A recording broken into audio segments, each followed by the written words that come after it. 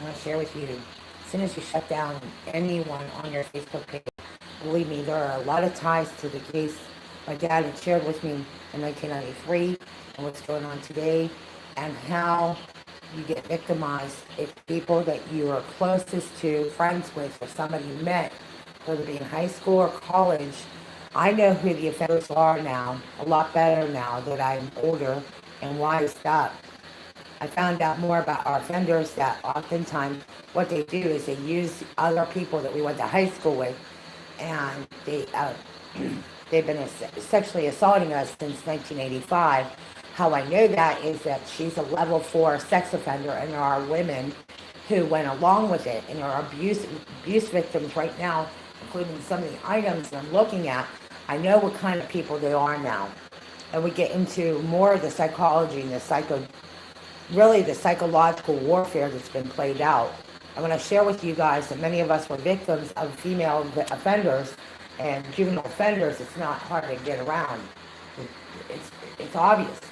As soon as we started mentioning the assault that occurred in Shenango, as soon as we started talking about that up at Sharon High School, notice how much everybody started changing their tune, changing their story.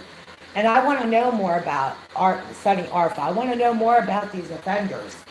I mean, it's easy to recruit more victims. And I can tell you that most of the family victims that I'm sharing with, this is not just me talking, it's a slow drip that occurred at Sharon High School. We need to know more about what these people did to us and our family. As soon as I shut down some people from high school, suddenly all this information started to come out. And that slow drip and that water drip, my dad actually passed away.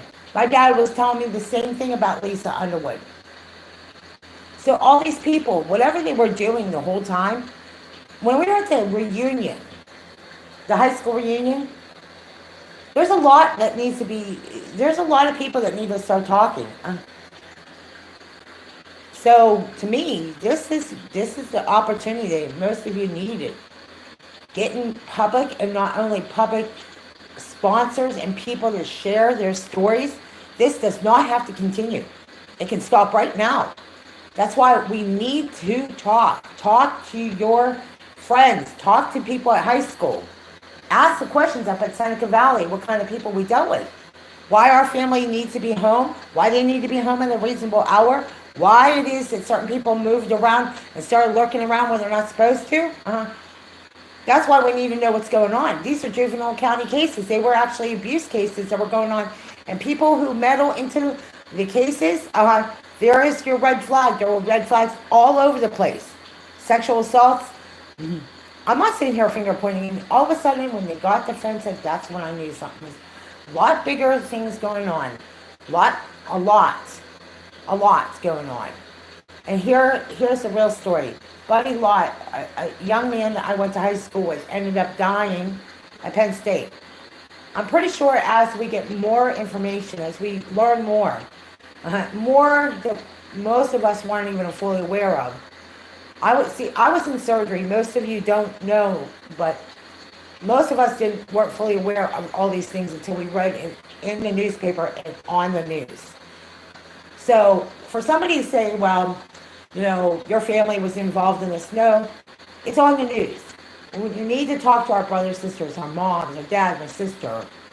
This stuff is on the news. It's on YouTube. It's everywhere.